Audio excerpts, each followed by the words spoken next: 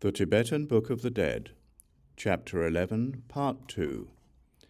An elucidation of the appearance of the wrathful deities in the intermediate state of reality. Herein is contained an elucidation of the arising of the intermediate state of the wrathful deities. Introduction. Now, the way in which the intermediate state of the wrathful deities arises should be presented.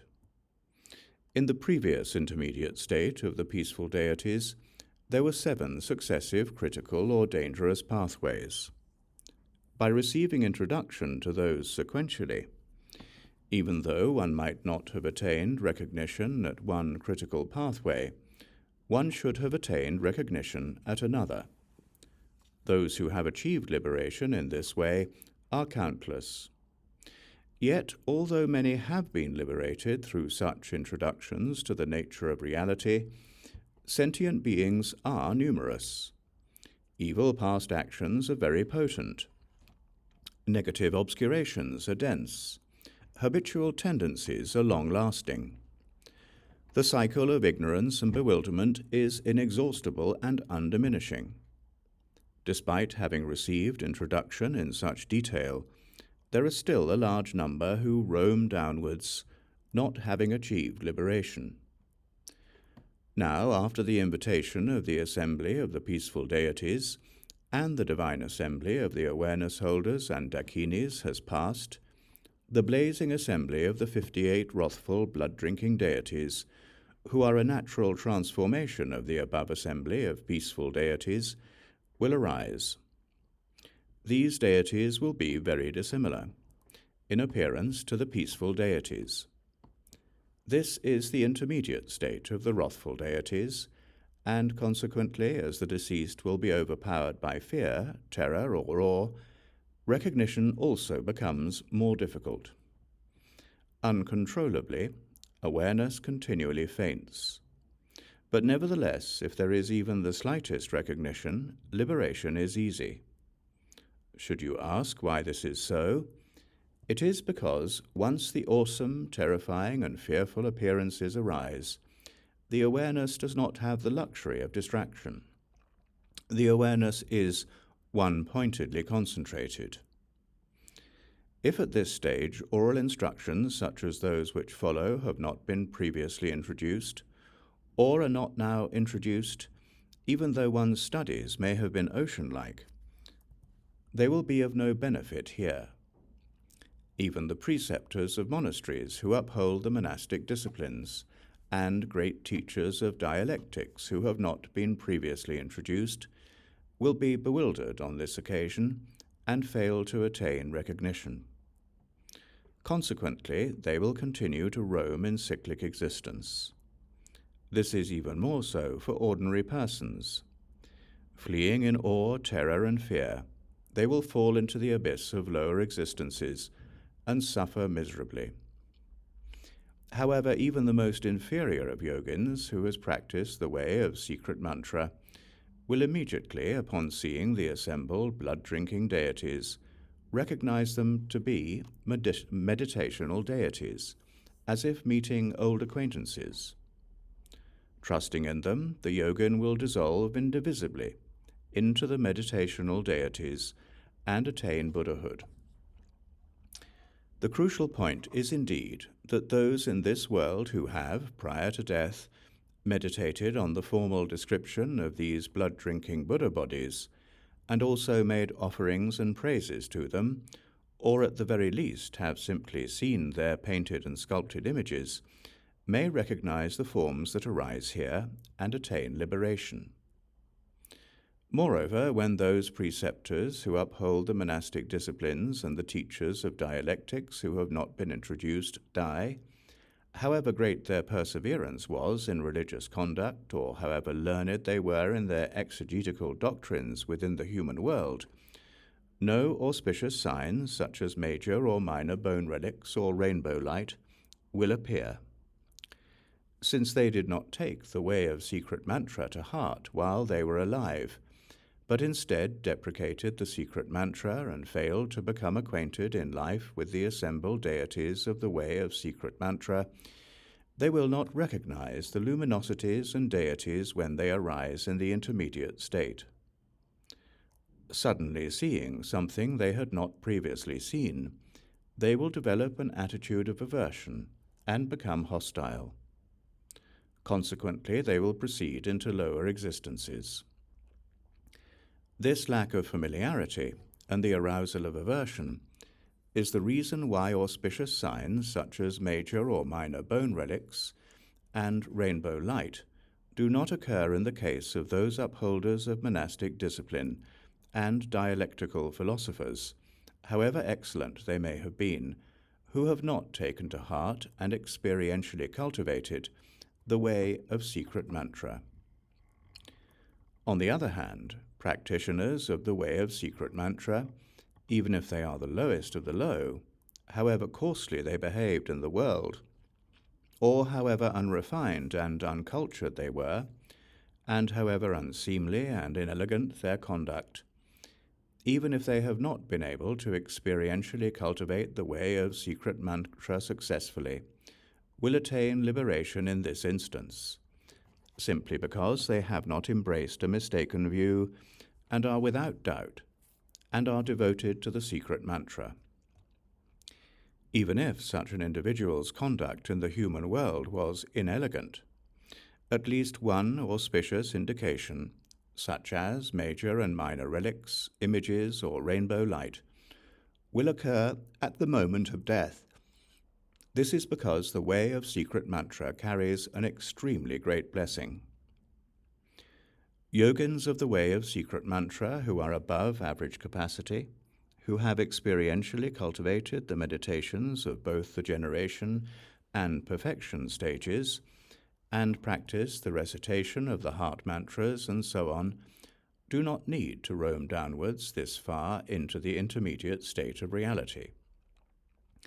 As soon as respiration ceases, they will certainly be invited to the pure realm of the skyfarers by the awareness holders, heroes, and dakinis. As an indication of this, one or more of the following signs will occur. The sky will become cloudless. The body will merge into rainbows and lights. A shower of flowers will fall. There will be the fragrance of perfume in the air and the sound of music in the sky, while rays of light, major and minor relics, images, rainbow lights, and so forth, will appear in the funeral pyre. So it is that for the upholders of the monastic disciplines and teachers of dialectics who have not been previously introduced, and for practitioners of the way of secret mantra whose commitments have degenerated, and for all ordinary persons, this great liberation by hearing is indispensable. Those serious meditators who have meditated on the practices of the Great Perfection and the Great Seal will recognize the inner radiance that dawns during the intermediate state of the time of death and will attain the Buddha body of reality. For these meditators, there is absolutely no need to read this liberation by hearing. In summary, if individuals recognize the inner radiance during the intermediate state of the time of death, they will attain the Buddha body of reality. If they achieve recognition during this intermediate state of reality, when the visions of the peaceful and wrathful deities arise, they will attain the Buddha body of perfect resource. If they achieve recognition during the intermediate state of rebirth, they will attain the Buddha body of emanation. Alternatively, at the very least, individuals who have heard this teaching will be born into the higher existences, where, based on the residual potency of their past actions, they will again meet with and be able to practice this sacred teaching in the next life. Since this sacred teaching is based on recognition in the intermediate states, this great liberation by hearing is the teaching whereby Buddhahood can be attained without meditation. It is the teaching whereby liberation can be attained just by its being heard. It is the teaching whereby those that are the most negative are led onto the secret path. It is the teaching whereby essential points of discrimination are instantly grasped. And it is the profound teaching whereby perfect Buddhahood is instantaneously attained. Thus it is impossible for those sentient beings who have been engaged by this teaching to fall into lower existences. This liberation by hearing and the related liberation by wearing should be read aloud together, since their conjunction is like a mandala of gold, inlaid with turquoise ornaments. Main subject matter. Having outlined in this way the essential purpose of the liberation by hearing, the deceased should now be introduced to the arising of the intermediate state of the wrathful deities. Again, you should call the deceased by name 3 times and say the following words. O child of Buddha nature, listen without distraction. Although the intermediate state of the peaceful deities did previously arise within you, you did not recognize it. So now you have wandered through the succession of pathways to here.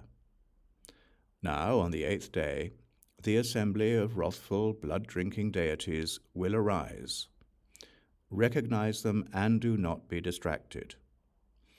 O child of Buddha nature, he who is called Great Glorious Buddha Heruka will now arise, vividly manifesting before you from within your own brain.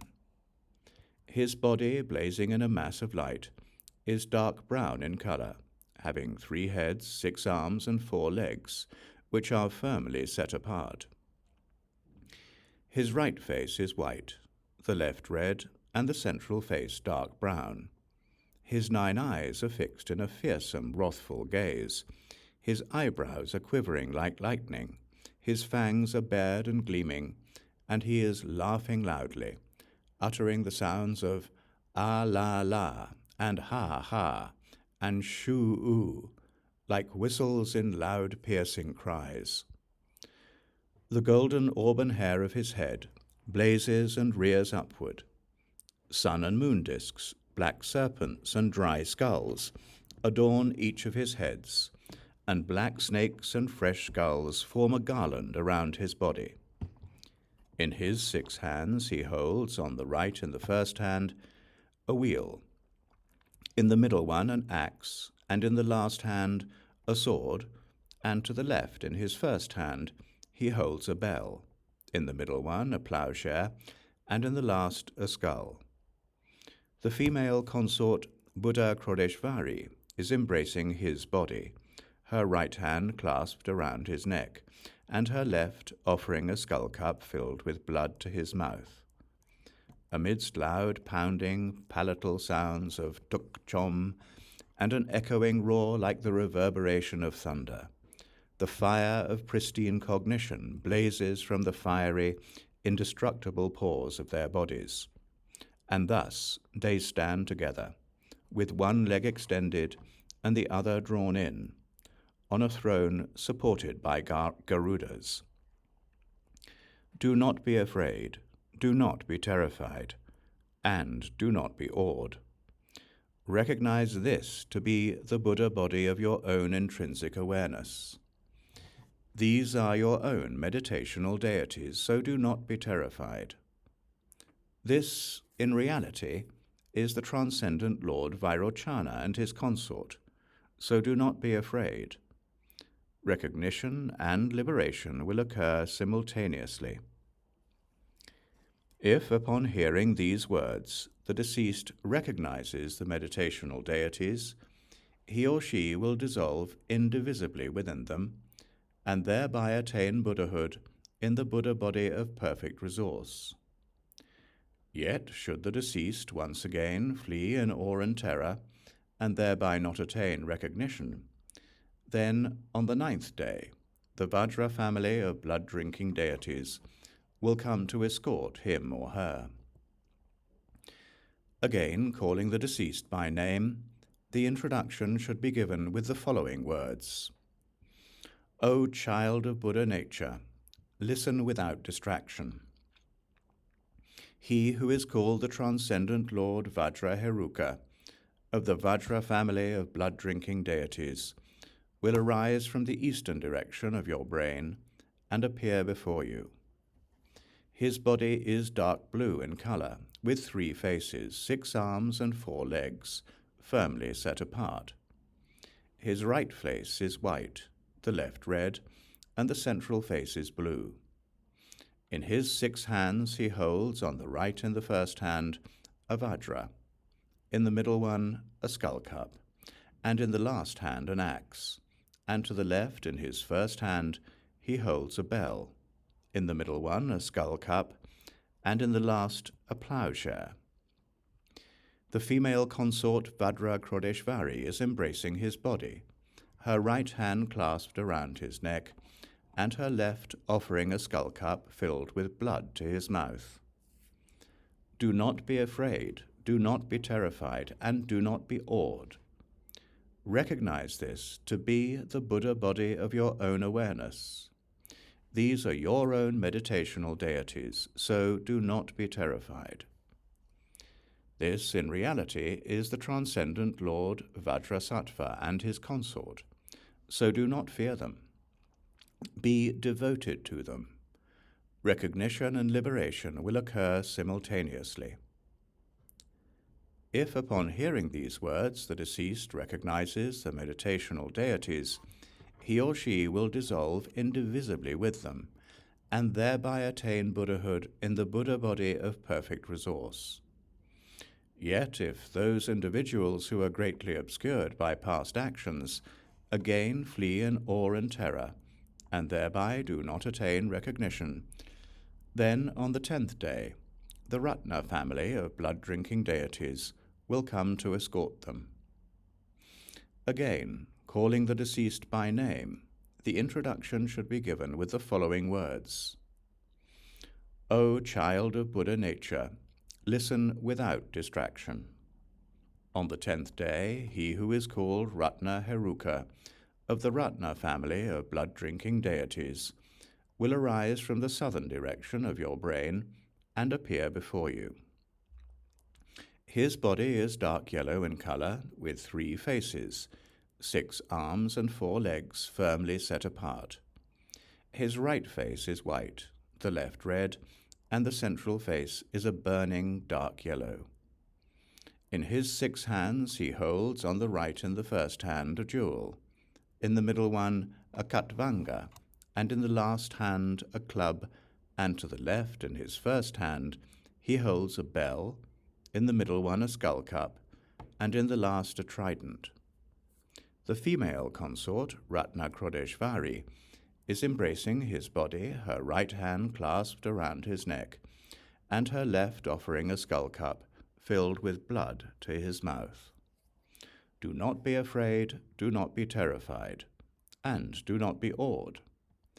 Recognize this to be the Buddha body of your own awareness.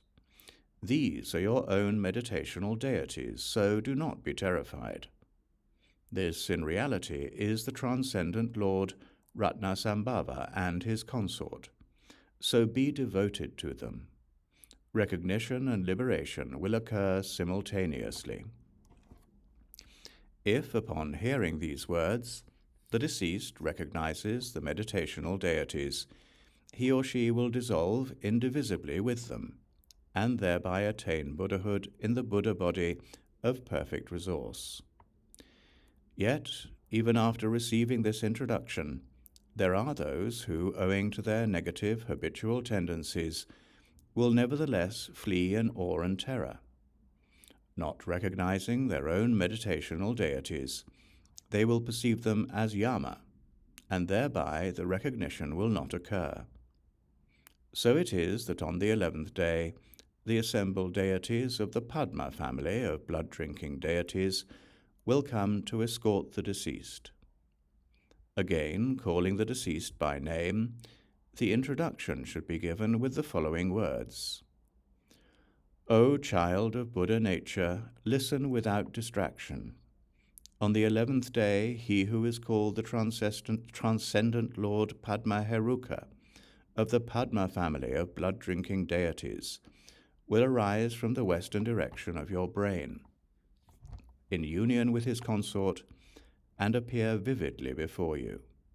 His body is dark red in color, with 3 faces, 6 arms, and 4 legs firmly set apart. His right face is white, the left blue, and the central face is dark red. In his 6 hands he holds, on the right in the first hand, a lotus, in the middle one a katvanga, and in the last hand a mace, and to the left, in his first hand, he holds a bell, in the middle one a blood-filled skull, and in the last a small drum. The female consort, Padma Krodeshvari, is embracing his body, her right hand clasped around his neck, and her left offering a skull cup filled with blood to his mouth. Do not be afraid, do not be terrified, and do not be awed. Contemplate them with joy. Recognize this to be the Buddha body of your own awareness. These are your own meditational deities, so do not be terrified. This, in reality, is the transcendent Lord Amitabha and his consort, so be devoted to them. Recognition and liberation will occur simultaneously. If, upon hearing these words, the deceased recognizes the meditational deities, he or she will dissolve indivisibly with them and thereby attain Buddhahood in the Buddha body of perfect resource. Yet, even after receiving this introduction, there are those who are held back by their negative habitual tendencies, and there are those who will not recognize their meditational deities because they have fled in awe and terror. The recognition not having been attained, so it is that on the 12th day, the assembled deities of the Karma family of blood-drinking deities, followed by the Gauri, the Pishachi, the female gatekeepers, and the Ishvari, will come to escort the deceased. Since an even greater fear and terror will arise if these are not recognized, again call the deceased by name and offer the introduction in the following words. O child of Buddha nature, listen without distraction. When the 12th day comes, he who is called the transcendent Lord Karma Heruka of the Karma family of blood-drinking deities will arise from the northern direction of your brain, in union with his consort, and appear vividly before you. His body is dark green in color, with 3 faces, 6 arms, and 4 legs firmly set apart. His right face is white, the left red, and the central face is an awesome dark green. In his 6 hands he holds, on the right in the first hand, a sword, in the middle one a katvanga, and in the last hand a mace, and to the left in his first hand he holds a bell, in the middle one a skull, and in the last a plowshare. The female consort, Karma Krodeshvari, is embracing his body, her right hand clasped around his neck, and her left offering a skull cup filled with blood to his mouth. Do not be afraid, do not be terrified, and do not be awed. Recognize this to be the Buddha body of your own awareness. These are your own meditational deities, so do not be terrified. This, in reality, is the transcendent Lord Amoghasiddhi and his consort, so regard them with intense devotion. Recognition and liberation will occur simultaneously. If, upon hearing these words, the deceased recognizes the meditational deities, he or she will dissolve indivisibly with them and thereby attain Buddhahood in the Buddha body of perfect resource. Based on the spiritual teacher's former oral instruction, as one recognizes these visionary appearances as the natural expressive power of awareness, naturally manifesting, liberation will occur. This is like one who recognizes a stuffed lion skin to be a stuffed lion. The nature of the stuffed lion is such that if its actual nature is not recognized, it will generate awe and terror. But as soon as someone points out what this really is, the facade is penetrated and the fear dissolves. Similarly here, when the assembly of blood-drinking deities arises, with their huge bodies and thick limbs filling the whole of space, the deceased undoubtedly becomes awed and terrified. But immediately upon hearing this introduction, the deceased will recognize the appearances to be natural manifestations of actual reality, or to be their own meditational deities. As this recognition occurs, the two aspects of inner radiance, the mother inner radiance, which was formally introduced through the spiritual teacher's guidance, and the naturally arising child inner radiance, the experience of which emerges subsequently as the result of practice, meet together. In other words, like meeting an old friend, the inner radiance that dawns face to face with oneself does so in a naturally liberating manner, and one will be naturally freed within the expanse of naturally radiant intrinsic awareness. If this introduction is not received, even good persons may turn away at this point and continue to roam within cyclic existence. As this occurs, then the female wrathful deities, the 8 Gauri, and the 8 Pishachi, the latter having diverse animal heads, will emerge from within the brain of the deceased and appear before him or her. Again, calling the deceased by name, the introduction should be given in the following words.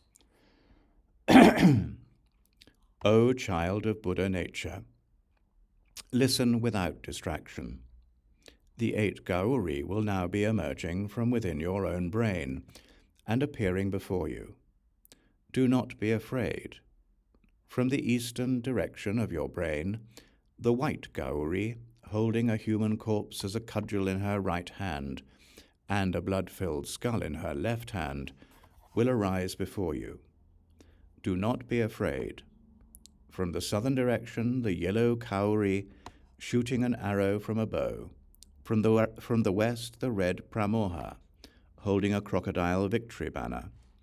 And from the north, the black Vetali, holding a vajra and a blood-filled skull, will arise. From the southeast, the red-yellow Pukasi, holding entrails in her right hand and eating them with her left. From the southwest, the green-black Gasmari, holding a blood-filled skull in her left hand, stirring this with a vajra in her right hand, and drinking awesomely. From the northwest, the white-yellow Chandali, tearing apart the head and body of a bloated corpse, holding the heart in her right hand, and eating the body with her left. And from the northeast, the blue-black Shmashani, tearing a head and body apart, and eating them, will arise. These 8 Gauri, who are indicative of the 8 classes of consciousness, will emerge from within your own brain and surround the 5 blood-drinking deities and their consorts. Do not be afraid. O child of Buddha nature, listen without distraction. The 8 Pishachi, who are indicative of the sense objects, will emerge and appear before you, encircling this array. From the east, the dark brown Simhamukhi, lion-headed, her 2 arms crossed on her breast, carrying a corpse in her mouth and shaking her mane. From the south, tiger-headed, the red Vyagrimukhi, her 2 arms crossed, snarling and staring with bulging eyes. From the west, fox-headed, the black Srigalamukhi, holding a razor in her right hand and entrails in her left, eating the entrails and licking the blood. From the north, wolf-headed, the black-blue Shvanamukhi, tearing apart a corpse with her 2 arms and staring with bulging eyes. From the southeast, vulture-headed, the white-yellow Gridramukhi, carrying a large human corpse over her shoulder and holding a skeleton in both hands. From the southwest, kite-headed, the black-headed Kankamuki, carrying a large corpse over her shoulders. From the northwest, crow-headed, the black Kakamuki, holding a skull in her left hand, a sword in her right, and eating a human heart and lungs. And from the northeast, owl-headed, the blue-black Ulukamuki, holding a vajra in her right hand, wielding a sword in her left, and eating flesh. These, the 8 pishachi, indicative of the sense objects, will emerge from within your brain and arise before you, encircling the 5 blood-drinking deities and their consorts. Do not be afraid. Recognize all that arises as the natural expressive power of awareness, manifesting naturally. O child of Buddha nature, the 4 female gatekeepers will also emerge from within your brain and appear before you. Recognize them. From the eastern direction of your brain, the white horse-headed Ankusha, a blood-filled skull in her left hand. From the south, the yellow sow-headed Pasha, holding a noose. From the west, the red lion-headed Sporta, holding an iron chain. And from the north, the green snake-headed Ganta, holding a bell, will instantaneously arise. These, the 4 female gatekeepers, will indeed emerge from within your brain and appear before you. Recognize them as they are your own meditational deities. O child of Buddha nature, on the periphery of these 30 deities, who are the wrathful Herukas and their retinues, the 28 Ishvari will emerge from within your brain and appear before you. They will have diverse animal heads and bear diverse weapons. But do not be afraid. Recognize all that arises as the natural expressive power of awareness, manifesting naturally. Now, at this most critical point, remember your spiritual teacher's oral instructions. O child of Buddha nature, from the east, the 6 yogini of the east will emerge from within your brain and appear before you. The brownish-white yak-headed Manu-Rakshasi, holding a vajra and a skull. The yellowish-white snake-headed Brahmani, holding a lotus. The greenish-white leopard-headed Raudri, holding a trident. The bluish-white weasel-headed Vaishnavi, holding a wheel. The reddish-white brown bear-headed Kaumari, holding a pike, and the white black bear-headed Indrani, holding a noose of entrails in her hand. Do not be afraid. O child of Buddha nature, from the south the 6 yogini of the south will emerge from within your brain and appear before you. The yellow bat-headed Pingala, holding a razor. The reddish-yellow crocodile-headed Shanti, holding a vase. The reddish-yellow scorpion-headed Amrita, holding a lotus. The whitish-yellow hawk-headed Saumi, holding a vajra. The greenish-yellow four-headed fox-headed Dandi, holding a cudgel. And the blackish-yellow tiger-headed Rakshasi, holding a blood-filled skull in her hand. Do not be afraid. O child of Buddha nature, from the west the 6 yogini of the west will emerge from within your brain and appear before you. The greenish-red vulture-headed Bakshasi, holding a club. The red horse-headed Rati, holding a large torso. The pale red Garuda-headed mighty one, Rudiramadi, consort of Mahabala, holding a cudgel. The red dog-headed Ekacharini Rakshasi, wielding a vajra razor in her hand. The red hoopoe-headed Manoharika, firing an arrow from a bow. And the greenish-red deer-headed protectress of wealth, Siddhikari, consort of Varukashita, holding a vase in her hand. Do not be afraid. O child of Buddha nature, from the north the 6 yogini of the north will emerge from within your brain and appear before you. The bluish-green snake-headed Vayudevi, brandishing an ensign. The reddish-green ibex-headed Agnayi, holding a glowing firebrand. The blackish-green sow-headed Varahi, holding a noose of fangs. The reddish-green crow-headed Vajra Chamundi, holding an infant human corpse. The blackish-green elephant-headed Bujana, holding a club and drinking blood from a skull. And the bluish-green snake-headed Varunani, holding a noose of snakes in her hand. Do not be afraid. O child of Buddha nature, the 4 yogini who are the 4 female gatekeepers will emerge within your brain and appear before you. From the east, the white cuckoo-headed Vajra Mahakali, holding an iron hook. From the south, the yellow goat-headed Vajra Mahachagala, holding a noose. From the west, the red lion-headed Vajra Mahakumbharakini, holding an iron chain. And from the north, the black-green snake-headed Vajra Lambodara, holding a bell in her hand.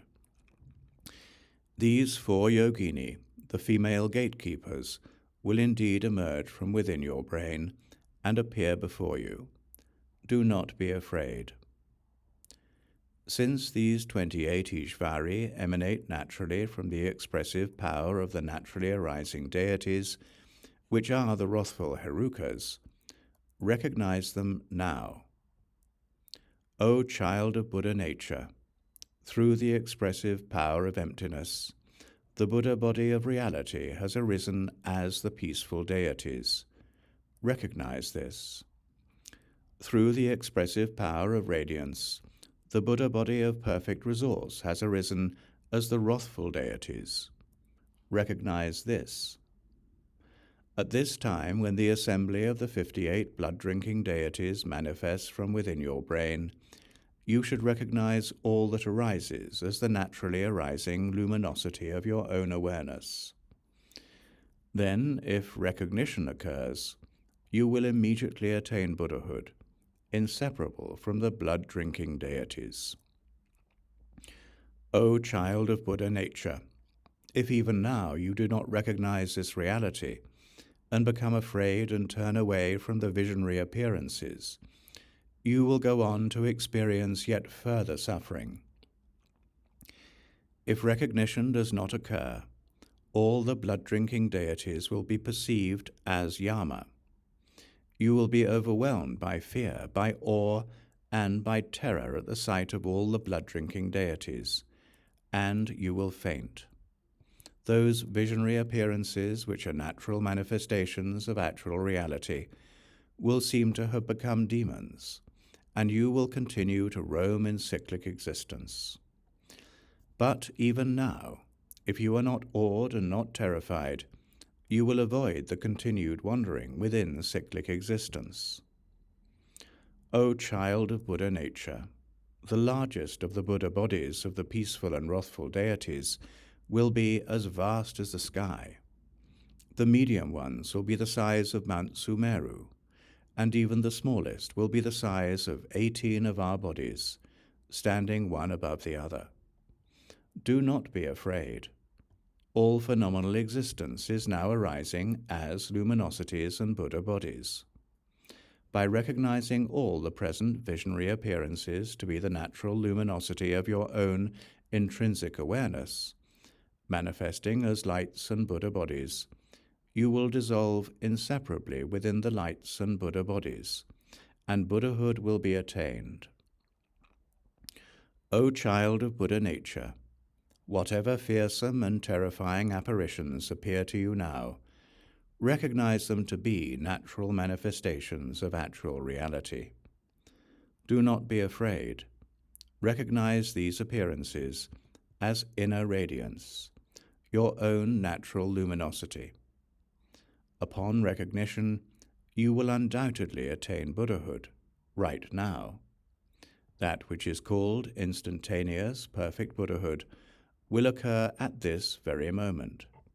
Remember this and hold it in your mind. Child of Buddha nature, if you do not recognize the visionary appearances now, and continue to be afraid, then all the Buddha bodies of the peaceful deities will arise in the form of Mahakala. All the Buddha bodies of the wrathful deities will arise in the form of Yama, Dhamaraja, and then all of your perceptions will turn into malevolent forces. In this way, you will continue to wander in cyclic existence. O child of Buddha nature, if you do not recognize the present appearances as natural manifestations of actual reality, even though you may have been learned in all the sutras and tantras, which form the Buddha's transmitted precepts, and even though you may have practiced these doctrines for an eon, Buddhahood will not be attained. Yet, if you recognize now the visionary appearances that are manifesting naturally, then, through the understanding of a single essential point, and through the understanding of a single word, you will attain Buddhahood. If, immediately after death, you do not recognize the appearances which manifest naturally, these appearances will eventually arise during the intermediate state of reality in the forms of Yama Dhamaraja. The largest form assumed by Yama Dhamaraja is as vast as space, the medium form the size of Mount Sumeru, filling this world system.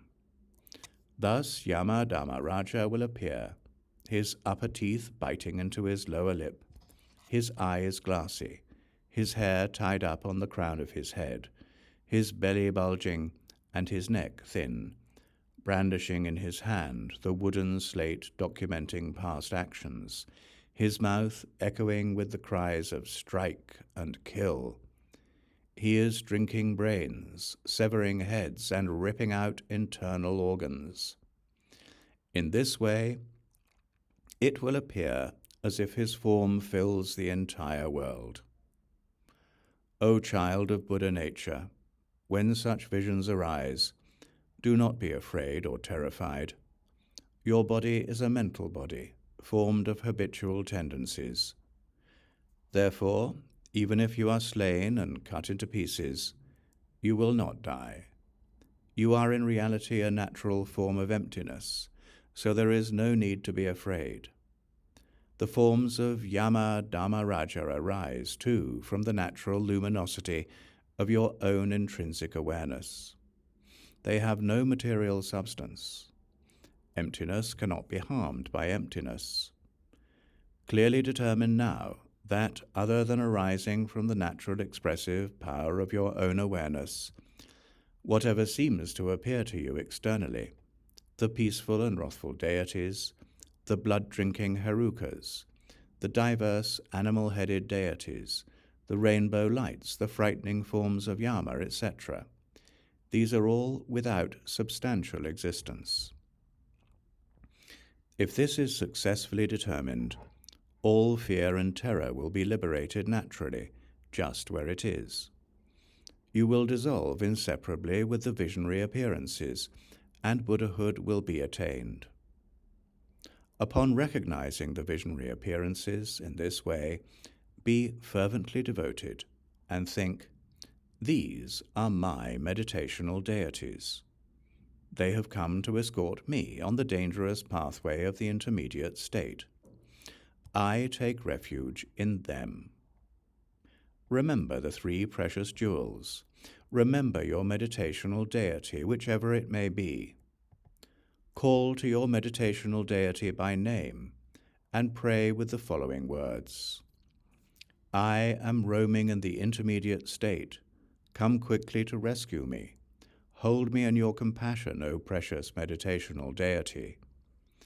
Call to your spiritual teacher by name and pray with the following words. I am roaming in the intermediate state. Rescue me. Do not let your compassion forsake me. Pray devotedly yet again to the assembled blood-drinking deities and recite this aspirational prayer. Oh, as I roam in cyclic existence, driven by deep-seated habitual tendencies, may the assembly of male, peaceful and wrathful deities, transcendent lords, draw me forward, leading me on the path of radiant light, through which all awesome and terrifying perceptions are left behind. May the assembly of the wrathful female deities, Datvishvari and so forth, support me from behind, and thus encircled, may I be rescued from the fearsome passageway of the intermediate state, and be escorted to the level of an utterly perfect Buddha. Now, when I roam alone, separated from my loved ones, and myriad images of emptiness arise, naturally manifesting, may the Buddhas quickly release the power of their compassion, and may the fear of the awesome and terrifying intermediate state be annulled. When the 5 radiant lights of pristine cognition dawn, may I recognize them as my own nature, without awe and without terror. And as the manifold forms of the peaceful and wrathful deities arise, may I be fearlessly confident and recognize the characteristics of the intermediate state. When I experience suffering as the result of negative past actions, may the meditational deities dispel all such misery. And as the natural sound of reality reverberates like 1,000 peals of thunder, may all sounds be heard as the resonance of the 6 syllables. May I, when I am driven on by past actions, unable to find a refuge, may the great compassionate one, Mahakarunika, protect me. And as I experience the suffering of habitual tendencies and past actions, may the meditative stabilities of inner radiance and bliss naturally arise. May the fields of the 5 elements not rise up as a hostile force, and may I see them as the fields of the 5 enlightened families. Recite this aspirational prayer with deep devotion. It is very important. As all fear and terror dissolve, you will assuredly attain Buddhahood in the Buddha body of perfect resource, so do not be distracted. The above introduction should be given 3 or up to 7 times. Even if the negativity of the deceased is very great, and even if the inheritance of past actions is very bad, it is impossible for liberation not to occur if there is recognition. Yet, regardless of how often these teachings are given, if recognition does not occur, the deceased will necessarily roam into the intermediate state of rebirth. The introduction to that state is presented below in detail. Conclusion of the introduction to the intermediate state of the time of death and the intermediate state of reality. Since it is generally the case that one will experience bewilderment at the time of death, this liberation by hearing is indispensable, whatever one's degree of familiarity with meditative practices. In the case of those who have considerable familiarity with meditative experience, the recognition of the nature of reality can arise instantly, as soon as awareness separates from the material body. Therefore, it is essential to cultivate this experience of reality during one's lifetime. Those who have been introduced to the nature of awareness directly, and who have cultivated this aspect of meditative experience during their lifetime, will have the greatest ability during the intermediate state of the time of death, when the inner radiance arises. Additionally, those who during their lifetime emphasize meditation on the deity, according to the generation and perfection stages of the way of secret mantra, will have the greatest ability during the intermediate state of reality, when the visions of the peaceful and wrathful deities arise. Given the above, it is extremely important to train the mind particularly in this liberation by hearing, while one is alive. It should be embraced. It should be read aloud. It should be thoroughly comprehended. It should be taken to heart perfectly. It should be read aloud 3 times a day without fail. Its words and meaning should be so clearly impressed on the mind that even were one to be pursued by 100 assassins, its text and meaning would not be forgotten. This being called the great liberation by hearing, even those who have committed the 5 inexpiable crimes will attain liberation upon hearing a recitation of its words. Therefore it should be read aloud in public places. It should be propagated.